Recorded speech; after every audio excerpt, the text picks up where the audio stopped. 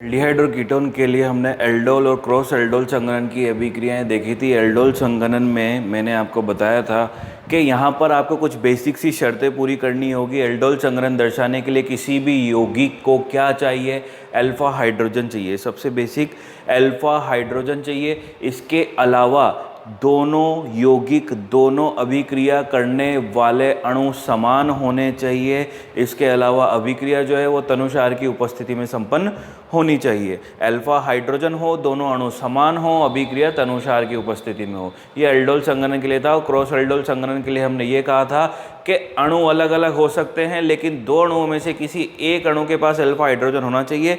जिसके पास alpha hydrogen होगा वो अल्फा हाइड्रोजन देगा, जिसके पास नहीं होगा वो बंध के इलेक्ट्रॉनों को खींचेगा। ठीक है, यहाँ पर लास्ट में एक क्वेश्चन था, उस क्वेश्चन को मैं डिस्कस करता हूँ। उस क्वेश्चन में लिखा हुआ था कि बेंज एल्डिहाइड है आपके पास, बेंज एल्डिहाइड, और बेंज एल्डिहाइड की अभिक्रिया आपको करानी थी 2 ब्यूटेनोन के साथ। बेंज एल्डिहाइड और 2 ब्यूटेनोन, ये दो चीज़ें थी हमारे पास। हमने कहा कि इन दोनों की अभिक्रिया होने पर, इन दोनों का एल्डोल संघनन होने पर एक उत्पाद A बन रहा है, और उस उत्पाद A का फिर अपन ने निर्जल ZnCl2 की उपस्थिति में अभिक्रिया कराई है, निर्जलीकरण कराया है। ठीक है, तो सबसे पहले जैसे कि मुझे पता है कि बेंज एल्डिहाइड के अंदर अल्फा हाइड्रोजन नहीं होगा, 2 ब्यूटेनोन में अल्फा हाइड्रोजन होगा। तो सबसे पहले मैंने लिख दिया बेंज एल्डिहाइड C6H5COH, 2 ब्यूटेनोन यानी कि CH3, CO, CH2, CH3, कुछ इस तरीके से। ठीक है, अब कार्बोनिल समूह के पास वाला कार्बन ये भी अल्फा है, कार्बोनिल समूह के पास वाला कार्बन ये भी अल्फा है। लेकिन अगर जब ऐसी कंडीशन आ जाए दो दो अल्फा हो, तो आप कोशिश ये करें कि आप उसे अल्फा माने जिस पर हाइड्रोजन कम हो। जैसे कि ये भी अल्फा कार्बन है, ये भी अल्फा कार्बन है, लेकिन मैंने क्या बोला कि मैं उसे अल्फा मानूं जिस पर हाइड्रोजन कम हो। तो मैंने इसको अल्फा माना है, और यहाँ से मैं हाइड्रोजन निकालूंगा तो मैंने इसको कुछ इस तरह से लिख दिया है। ठीक है, इसमें तो अल्फा हाइड्रोजन है ही नहीं, बंध का इलेक्ट्रॉन खींचा, बंध का इलेक्ट्रॉन खींचा, बंध का इलेक्ट्रॉन खींचने पर ये वाला कार्बन हुआ प्लस, यहाँ से अल्फा हाइड्रोजन जो है वो यहाँ पर आ जाएगा, तो ये वाला कार्बन होगा माइनस। दैट मीन्स आपको CH को इस CH से जोड़ना है। CH2 था लेकिन H निकलने पर अब ये भी क्या रह जाएगा? CH रह जाएगा। ठीक है, साथ में कौन आ रहा है इसके? इस CH पर क्या है? इस CH पर एक CH3 है, COCH3 है। ठीक है, तो तनुसार की उपस्थिति में ये अभिक्रिया हुई, तो हमने लिख दिया डाइल्यूट NaOH।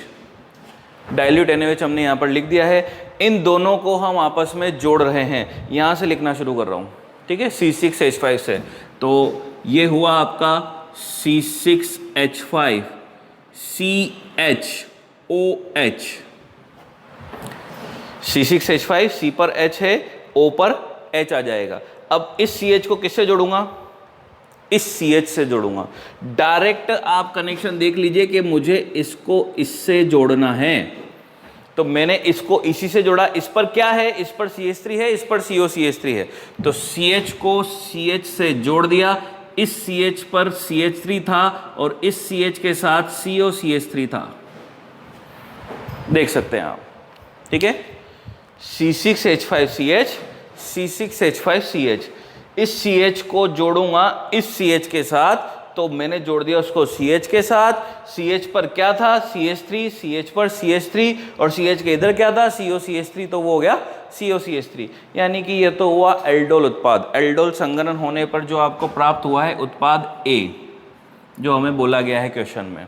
ठीक है, कि बेंज एल्डिहाइड और 2 ब्यूटेनोन की अभिक्रिया होने पर कोई एल्डोल संघनन पर कोई उत्पाद A प्राप्त होता है, उसको आपको निर्जल ZnCl2 के साथ गर्म करना है। निर्जल ZnCl2 के साथ गर्म करने पर क्या होगा?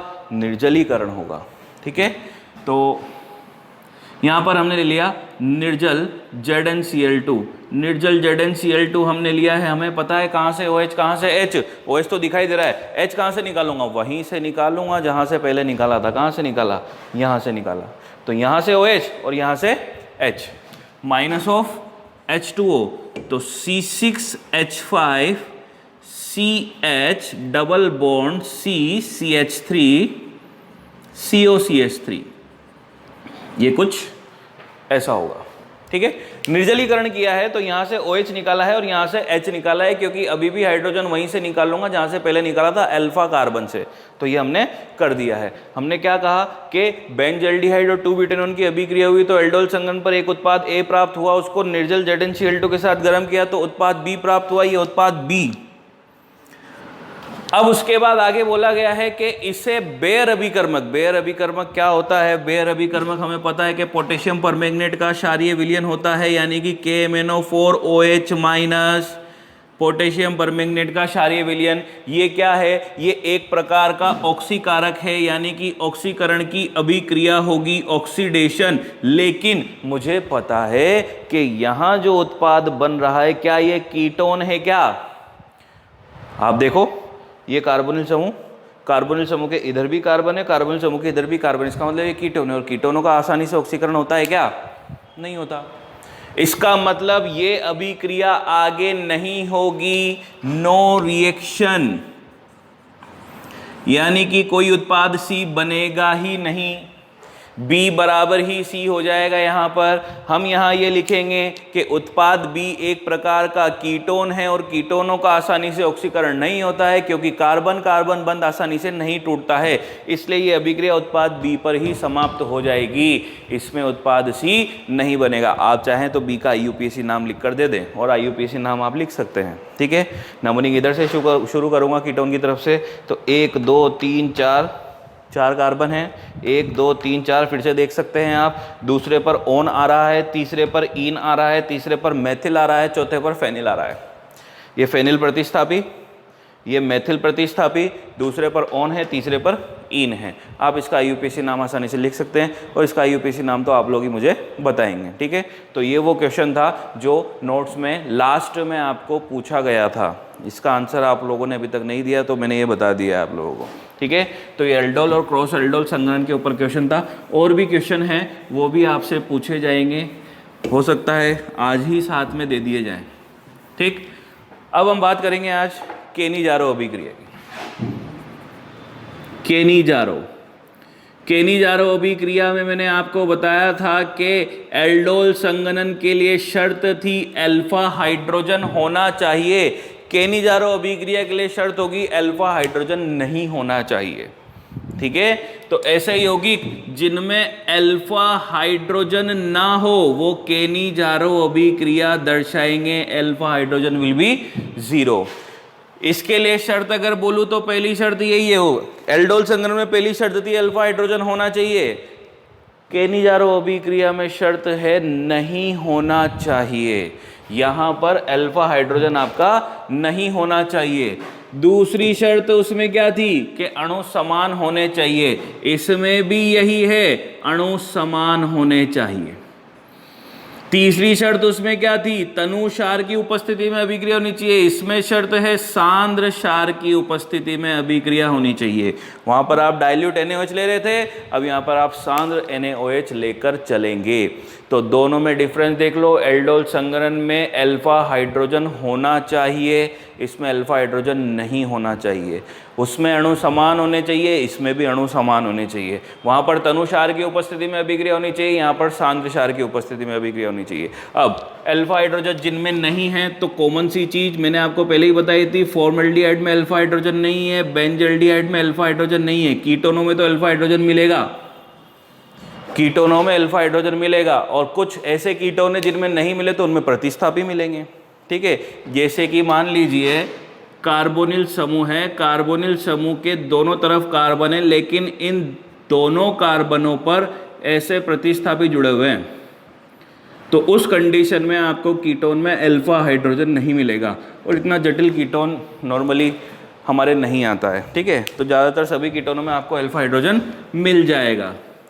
तो ये जो रिएक्शन है केनी-जारो रिएक्शन, इसमें हम ज़्यादातर बात करेंगे या तो फॉर्मल्डिहाइड की या बेंजल्डिहाइड की। दोनों एल्डिहाइड है, दोनों में अल्फा हाइड्रोजन नहीं है। केनी-जारो अभिक्रिया की बात करी, मान लीजिए मैं फॉर्मल्डिहाइड के साथ अभिक्रिया कर रहा हूं, अल्फा हाइड्रोजन नहीं है। केनी-जारो का मतलब दोनों अणु समान होने चाहिए, और इस अभिक्रिया के अंदर यूज होना चाहिए सांद्र क्षार।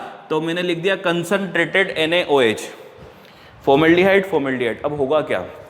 केनी-जारो अभिक्रिया का मतलब क्या है, होगा क्या? कुछ नहीं करना है, एक अणु का ऑक्सीकरण दूसरे अणु का अपचयन। मुझे पता है एल्डिहाइड का ऑक्सीकरण किस में होता है, कार्बोक्सिलिक अम्ल में। एल्डिहाइड का अपचयन किस में होता है, अल्कोहल में। अगर एल्डिहाइड का अपचयन कराएंगे, जैसे अपचयन कराया, तो यही तो बोलूंगा कि एक हाइड्रोजन जोड़ूंगा ऑक्सीजन पर, एक जोड़ूंगा ऑक्सीजन जुड़े हुए कार्बन पर। ऑक्सीजन से जुड़ा हुआ कार्बन यानी कि CH2 है, इस पर एक हाइड्रोजन जोड़ा तो हो गया CH3, ऑक्सीजन पर जोड़ा तो हो गया OH, CH3OH यानी कि अल्कोहल। ऑक्सीकरण कराएंगे, ऑक्सीकरण कराने का मतलब कार्बन और हाइड्रोजन बंद तोड़ेंगे, दोनों के बीच में ऑक्सीजन जोड़ देंगे। लेकिन यहां पर सांद्र क्षार है, तो यहां पर आप कार्बोक्सिलिक अम्ल ना बनाकर कार्बोक्सिलिक अम्ल का सोडियम व्युत्पन्न बनाओ तो ज्यादा बढ़िया होगा। कार्बोक्सिलिक अम्ल बन भी जाएगा ना, तो वो क्षार से अभिक्रिया करके फिर से कार्बोक्सिलिक अम्ल का सोडियम व्युत्पन्न बना लेगा। सीधी सी बात है भाई, कार्बोक्सिलिक अम्ल है, मान लीजिए मुझे CH3COOH मिला, CH3COOH अम्ल है, अभिक्रिया किसकी उपस्थिति में हो रही है, क्षार की उपस्थिति में। अम्ल और क्षार अभिक्रिया करके जल और लवणी तो बनाते हैं, इसका H+, इसका OH- निकल गया जल, तो क्या बचा CH3COONA। तो आप क्या करें, आप डायरेक्ट इसका ऑक्सीकरण कराएं तो सीधा सोडियम व्युत्पन्न बना दें। जैसे कि मान लीजिए इसका ऑक्सीकरण होने वाला है तो HCO, इन दोनों के बीच में O आएगा, H की जगह पर ONA लिख दूंगा। ठीक है भाई, कार्बोक्सिलिक अम्ल बनाऊंगा, फिर वापस सोडियम क्षार से अभिक्रिया करूंगा, फिर COONA लिखूंगा, तो डायरेक्ट लिख दूं ना। तो एक बन गया HCOONA और दूसरा हो गया है CH3OH। यही तो कहा था मैंने कि एल्डिहाइड का ऑक्सीकरण कराओगे तो कार्बोक्सिलिक अम्ल बनेगा और अपचयन कराओगे तो अल्कोहल बनेगा। तो ये कार्बोक्सिलिक अम्ल का सोडियम व्युत्पन्न ही बना है। बस ये है केनिजारो अभिक्रिया, कुछ नहीं है। ऐसे यौगिक जिनमें अल्फा हाइड्रोजन ना हो, यानी कि जो एल्डोल संघनन नहीं दर्शा पा रहे थे, वो केनिजारो अभिक्रिया दर्शाएंगे। केनिजारो का मतलब ही यही है, क्या zero, alpha hydrogen zero. Cannizzaro यानी कि क्या जीरो, अल्फा हाइड्रोजन जीरो। ठीक है, तो आप देख सकते हैं यहां पर एक अणु का तो ऑक्सीकरण हुआ है, इस वाले अणु का ऑक्सीकरण हो गया, ऑक्सीडेशन, और जो दूसरा वाला अणु है उसका अपचयन हो जाएगा, यानी कि जो दूसरा वाला है इसका अपचयन हो गया, यहां से यहां तक रिडक्शन, अपचयन। तो केनिजारो अभिक्रिया में एक अणु का तो ऑक्सीकरण होगा और दूसरे अणु का अपचयन होगा। ठीक है, यहां पर कंडीशन आपके सामने है, आप देख सकते हैं अल्फा हाइड्रोजन नहीं होना चाहिए, अल्फा हाइड्रोजन नहीं है। दूसरी शर्त, अणु समान होना चाहिए, अणु समान है। तीसरी शर्त, सांद्र क्षार की उपस्थिति में अभिक्रिया होनी चाहिए, सांद्र क्षार है। ठीक है, तो केनिजारो और एल्डोल संघनन कंफ्यूज नहीं होना। एल्डोल संघनन याद रख लो तो उसका अपोजिट करो। एल्डोल संघनन में अल्फा हाइड्रोजन होना चाहिए, इसमें नहीं होना चाहिए। ठीक है, वहां पर आपने बोला था अणु समान, यहां भी अणु समान, ये शर्त सेम है, दूसरी शर्त सेम है, वहां तनुसार, यहां पर सांद्र क्षार। ठीक, तो ये थी आपकी केनिजारो अभिक्रिया। अब क्रॉस केनिजारो यहीं से मुझे समझ में आ जाएगा, क्रॉस केनिजारो क्या होती है। भाई हमने एल्डोल और क्रॉस एल्डोल पढ़ा था। एल्डोल संघनन में हमने क्या बोला था कि अणु समान होने चाहिए। क्रॉस एल्डोल या मिश्रित एल्डोल में हमने क्या बोला कि अणु असमान होने चाहिए, यानी कि अणु अलग अलग हो सकते हैं। और एल्डोल संघनन में हमने अल्फा हाइड्रोजन की शर्त रखी थी, क्योंकि एल्डोल संघनन में तो दोनों के पास ही होना चाहिए, दोनों समान है। लेकिन क्रॉस एल्डोल में हमने क्या बोला था, किसी एक के पास होना चाहिए। यहां पर केनिजारो में हमने क्या बोला, अल्फा हाइड्रोजन नहीं होना चाहिए। तो क्रॉस केनिजारो अभिक्रिया दो अलग अलग अणुओं के बीच में हो सकती है, लेकिन दोनों में अल्फा हाइड्रोजन नहीं होना चाहिए। ये दो अणु आपके सामने हैं, फॉर्मल्डिहाइड, दूसरा है बेंजल्डिहाइड, दोनों में अल्फा हाइड्रोजन नहीं है। तो मैं क्या करूं, मैं दोनों की आपस में अभिक्रिया करा दूं। यहां पर मैंने अभिक्रिया कराई भी है, मुझे दिखाई दे रहा है एक अणु का ऑक्सीकरण कराना है, दूसरे अणु का अपचयन कराना है। लेकिन जब ऐसे अलग अलग अणु आ जाएं तो किसका ऑक्सीकरण किसका अपचयन, ध्यान रखो जो छोटा अणु है उसका सदैव ऑक्सीकरण। छोटा अणु जो होगा उसमें कार्बन हाइड्रोजन बंध आसानी से टूटेगा, जो बड़ा अणु होगा उसका सदैव अपचयन। जैसे कि अगर मैं यहाँ पर क्रॉस केनिजारो अभिक्रिया लिखना चाहूँ, ये लीजिए मैंने इसको लिख दिया है क्रॉस केनिजारो। तो क्रॉस केनिजारो के लिए एक तो मैं ले लेता हूँ फॉर्मल्डिहाइड और दूसरा मैं ले लेता हूँ बेंजल्डिहाइड, C6H5 कर दिया मैंने यहाँ पर। ठीक है, एक तो ले लिया मैंने क्या, फॉर्मल्डिहाइड, दूसरा ले लिया मैंने क्या, बेंजल्डिहाइड। फॉर्मल्डिहाइड की अभिक्रिया बेंजल्डिहाइड से करा रहा हूं। मैंने क्या बोला, जो छोटा होगा उसका ऑक्सीकरण होगा, छोटा फॉर्मल्डिहाइड है, फॉर्मल्डिहाइड का ऑक्सीकरण हो गया। HCOON है, इसका अपचयन होगा तो C6H5 CH, एक हाइड्रोजन जोड़ूंगा O पर, दूसरा जोड़ूंगा O से जुड़े हुए कार्बन पर, तो CH2OH ये हो गया। CH3 की जगह पर यहाँ पर आपको लिख देना है C6H5, जैसा का जैसा C6H5, यहाँ पर एक कार्बन पर एक हाइड्रोजन जुड़ेगा और ऑक्सीजन पर एक हाइड्रोजन जुड़ेगा, तो ये हो गया CH2OH यानी कि बेंजिल अल्कोहल। याद करो, बेंजीन पर CH3 होता है तो हम उसे टोलुइन कहते हैं, उसमें से एक हाइड्रोजन निकालते हैं तो बेंजिल बनता है। देखो वही है C6H5 CH2OH, बेंजिल अल्कोहल बन गया। ये थी आपकी क्रॉस केनिजारो अभिक्रिया। तो केनिजारो और क्रॉस केनिजारो दोनों के लिए यही है कि अल्फा हाइड्रोजन नहीं होना चाहिए। केनिजारो में शर्त यह है कि समान अणु होने चाहिए। क्रॉस केनिजारो में बस ये चेंज हो जाएगा, यहाँ पर समान की जगह पर हम लिख देंगे असमान। दोनों अणु असमान होने चाहिए, लेकिन दोनों में ही अल्फा हाइड्रोजन नहीं होना चाहिए। अगर अल्फा हाइड्रोजन हो गया तब तो एल्डोल संघनन दर्शा देगा वो। अगर किसी एक अणु में अल्फा हाइड्रोजन आ गया तो एल्डोल संघनन दर्शा देगा, लेकिन तनुसार होना चाहिए। यहां पर क्या होना चाहिए?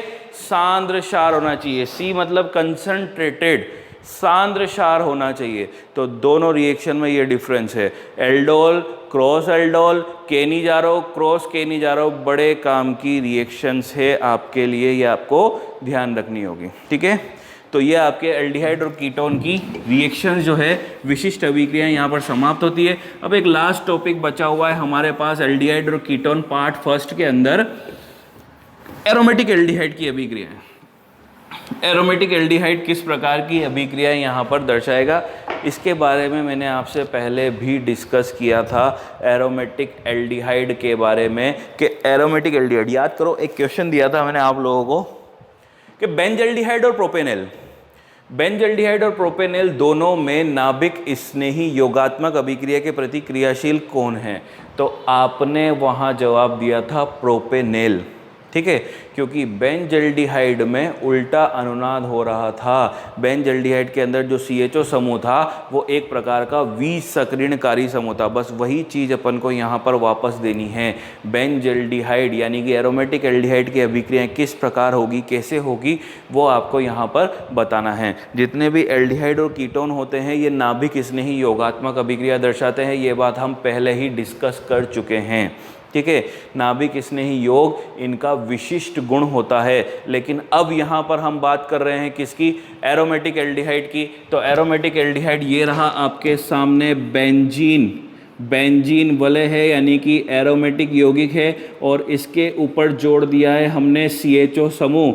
इसका अनुनाद मैं आपको पहले भी बता चुका हूं, लेकिन फिर से एक बार देख लेते हैं कि एरोमेटिक एल्डिहाइड किस प्रकार की अभिक्रिया करेगा। नाभिक स्नेही योग नहीं करेगा, ये मैंने आपको चैप्टर के स्टार्टिंग में ही बता दिया था। क्योंकि नाभिक स्नेही योग का मतलब कार्बोनिल समूह के कार्बन पर पॉजिटिव चार्ज आना चाहिए। जब ये कार्बन पॉजिटिव होगा तभी तो कोई नाभिक स्नेही इस पर अटैक करेगा।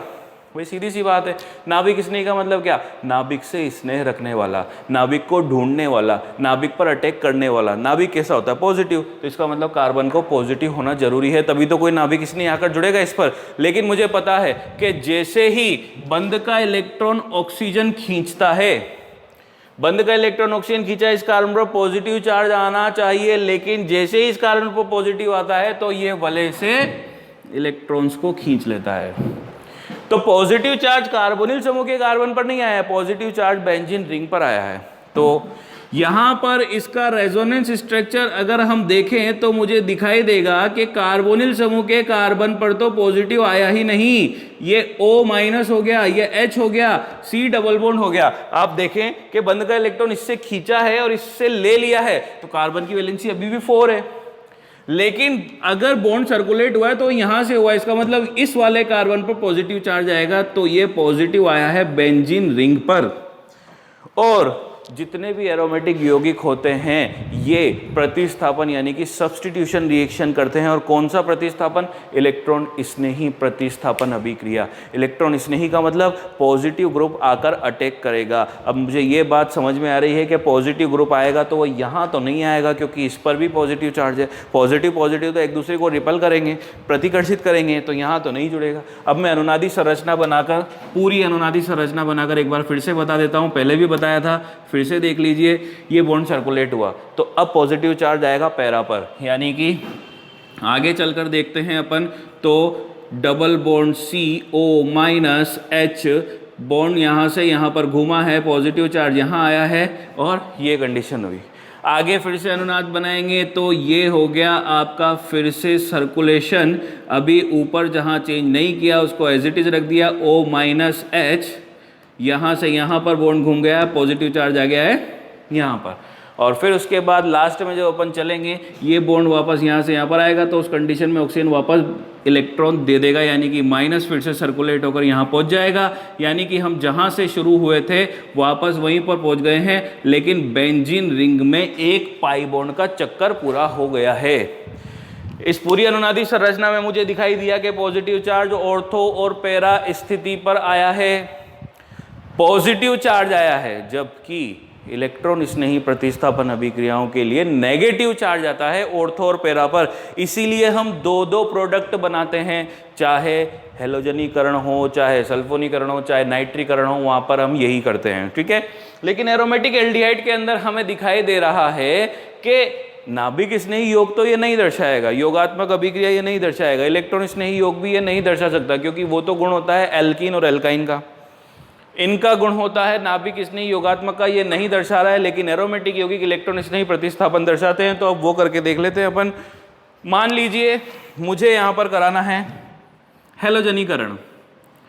हेलोजनीकरण कराने के लिए मैं क्या करता हूँ, मैं एरोमेटिक यौगिक लेता हूँ और एरोमेटिक यौगिक की अभिक्रिया जो है लुईस अम्ल की उपस्थिति में किसी हेलोजन से करा देता हूँ, CHO, ये आपका एरोमेटिक यौगिक हो गया, एरोमेटिक एल्डिहाइड बेंज एल्डिहाइड हो गया है। ये हेलोजनीकरण के लिए मान लीजिए मैंने यहाँ पर क्लोरीन से अभिक्रिया करा दी है in the presence of AlCl3 Lewis अम्ल की उपस्थिति में। मुझे पता है कि ये अभिक्रिया ऑर्थो और पैरा स्थिति पर संपन्न होती है, लेकिन मुझे ये भी दिखाई दे रहा है कि ऑर्थो और पैरा पर तो पॉजिटिव चार्ज पहले से बैठे हैं, इसका मतलब जो पॉजिटिव इलेक्ट्रॉन स्नेही है वो नहीं जाएगा ऑर्थो और पैरा पर। तो क्या बचा, कहाँ जाएगा, एक ही पोजीशन बची अब तो भाई, ये ऑर्थो है ये पैरा है, तो इन दोनों के बीच की क्या है, मेटा, यानी कि एरोमेटिक एल्डिहाइड इलेक्ट्रॉन स्नेही प्रतिस्थापन अभिक्रिया दर्शाएंगे, लेकिन कहाँ पर, मेटा स्थितियों पर, क्योंकि ये जो बेंज एल्डिहाइड में एल्डिहाइड समूह है ये एक प्रकार का विसक्रियणकारी समूह है। विसक्रियणकारी का मतलब ये वलय को कम सक्रिय करता है इलेक्ट्रॉन स्नेही प्रतिस्थापन के लिए। सोचो ना आप, अगर ज़्यादा सक्रिय करता तो फिर तो एक से ज़्यादा स्थिति पर अभिक्रिया होती। जैसे कि अगर बेंजीन वलय पर माइनस चार्ज आता तो ऑर्थो और पैरा दोनों जगह पर अभिक्रिया होती, लेकिन अब सिर्फ एक जगह पर हो रही है, वो कौन सी, मेटा। अगर दोनों जगह पर होती तो सक्रियणकारी समूह होता कि हाँ ये वलय को सक्रिय कर रहा है, लेकिन सिर्फ एक जगह पर हो रही है, इसलिए हमने बोला कि विसक्रियणकारी समूह है, क्योंकि पहले तो ऑर्थो और पैरा दोनों बन रहे थे, अब सिर्फ और सिर्फ मेटा बनेगा, क्योंकि सिर्फ मेटा ही एक ऐसी स्थिति है, ये दोनों मेटा स्थितियां हैं। मेटा ही सिर्फ एक ऐसी स्थिति है जहां पर पॉजिटिव चार्ज नहीं आ रहा है, तो उस स्थिति पर दूसरा पॉजिटिव समूह जाकर जुड़ सकता है।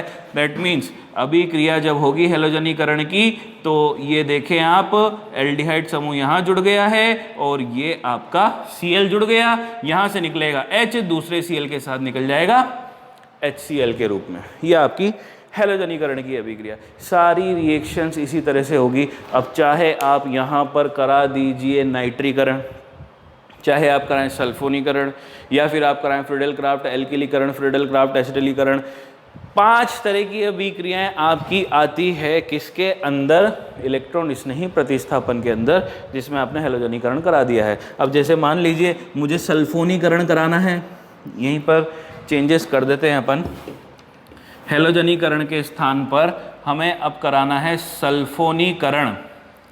तो सल्फोनीकरण के लिए किससे अभिक्रिया कराएंगे, हमें पता है H2SO4 से अभिक्रिया कराएंगे। H2SO4 को मैं कुछ इस तरह से लिख देता हूँ, HOSO3H, H2SO4। तो इसमें धनात्मक समूह कौन है, SO3H समूह धनात्मक है, ऋणात्मक कौन है, OH माइनस है। H2SO4 से अभिक्रिया कराते हैं, H2SO4 की ही उपस्थिति में कराते हैं। हमें पता है कि ऑर्थो पैरा पर नहीं जाएगा आपका धनात्मक समूह, सिर्फ कहाँ जाएगा, मेटा स्थिति पर। तो ये मेटा स्थिति पर क्या जुड़ गया आपका, SO3H समूह, SO3H समूह जुड़ गया, बचा क्या, OH। यहाँ से क्या निकला, H, OH और H मिलके क्या बना लेंगे, H2O। ये हो गया आपका सल्फोनीकरण। नाइट्रीकरण कराना हो तो क्या करोगे, HNO3 से अभिक्रिया कराओगे, उसमें कौन सा समूह जुड़ेगा, NO2 समूह जुड़ेगा, SO3H की जगह क्या आ जाएगा, NO2 समूह, वहां पर वापस से OH के साथ H निकलेगा, फिर से H2O। फ्रीडेल क्राफ्ट एल्किलीकरण या फ्रीडेल क्राफ्ट एसिटिलीकरण, यहाँ पर मैं लिख देता हूँ FC एसिटिलीकरण, यानी कि फ्रीडेल क्राफ्ट एसिटिलीकरण। तो हमें पता है फ्रीडेल क्राफ्ट एसिटिलीकरण में किससे अभिक्रिया कराऊंगा मैं, CH3COCl से, CH3COCl किसकी उपस्थिति में, लुईस अम्ल की उपस्थिति में, यानी कि AlCl3 की उपस्थिति में। बंद का इलेक्ट्रॉन फिर से Cl ले गया, बचा क्या, COCH3 पॉजिटिव, COCH3 यानी कि इलेक्ट्रॉन इस नहीं, COCH3 कहाँ जाएगा, ओनली मेटा पोजीशन पर। तो ये मेटा स्थिति पर हो गया आपका COCH3, क्या निकला, Cl- किसके साथ, H+ के साथ, तो क्या निकल गया, HCl।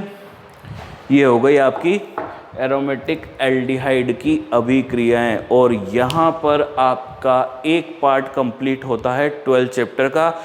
12 चैप्टर जो है वो मैंने आपको बताया था कि 2 पार्ट्स में है। 2 पार्ट्स कौन कौन से हैं, एक पार्ट में कार्बोनिल यौगिक है यानी कि एल्डिहाइड और कीटोन, और दूसरे पार्ट में हमारा कार्बोक्सिलिक अम्ल है, ठीक है।